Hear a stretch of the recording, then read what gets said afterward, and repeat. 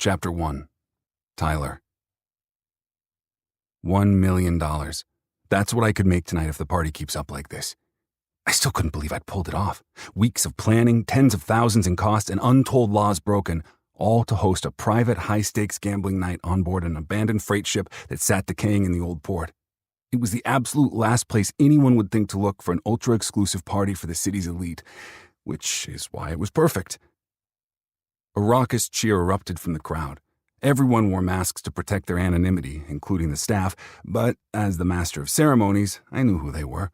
I turned to see a blonde woman in a scarlet ball gown jump in celebration.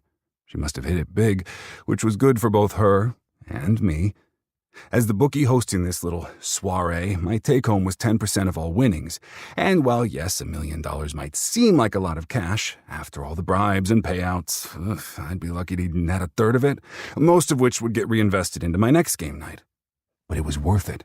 The real money was in interest anyway. If any of our players ran out of funds, we, the house, helpfully supplied them with the means to keep playing. For a fee, of course. It was small enough to be appealing, a fisherman's hook to ensnare the unsuspecting. Only after people took the bait did they realize how much that fee stacked up if they didn't pay us back on time. My gaze swept over the rest of the room, a cavernous chamber that was formerly a cargo bay. Now, over 24 tables filled the space, some draped in white linens holding platters of gourmet dishes, others surrounded by gamblers in designer dresses and suits. A bar was set up along the far wall, and waitstaff made their way to and from it, delivering top-shelf cocktails to the crowd.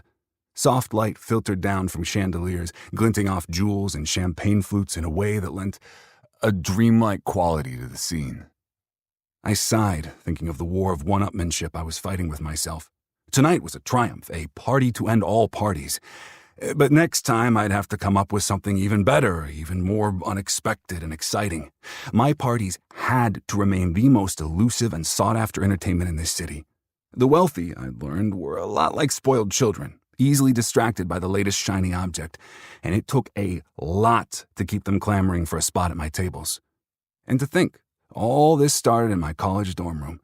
I'd been a broke-as-shit double major in finance and business, looking to make some tuition money on the side so I wouldn't have to drop out. I'd always been good with numbers and pattern recognition, so cards were easy for me. My brain inherently knew which ones were left in a deck without having to consciously count them. At first, my poker nights were small, just me and whoever I convinced to play. Most didn't stick around after repeatedly losing to me, and I thought I'd been cooked because of it. My money-making scheme over before it even began. But then, rumors started circulating that I was unbeatable, and soon every wannabe poker pro and math genius was clamoring to get in on the games, making me enough cash to stave off financial panic. A class about entrepreneurship planted the seed that there might be more stable money behind the table running the games like a business. I opened it up to all levels of gamblers, from experienced players to rookies trying their luck for the first time. Then, two things happened at once. People at school found out that my best friend Josh was the son of a notorious serial killer, and the faculty caught wind of my games. So, we moved to the city to start over. I transferred schools, but Josh dropped out to become a professional hacker because he was a better programmer than any of his professors, and there was nothing left for them to teach him. I left the games behind, finished out my senior year, and went into corporate finance after graduation. But it only took me a year to realize I hated it. Hated dressing up in a suit to go work with a bunch of shitheads who treated the Wolf of Wall Street like an instruction manual. Hated my entry-level salary that barely covered cost of living because I knew there were better and easier ways to make money. Also, it was boring as shit, unchallenging, and my boss was a fucking idiot, landing his role via nepotism, not merit, another reminder of why I'd always hated the rich.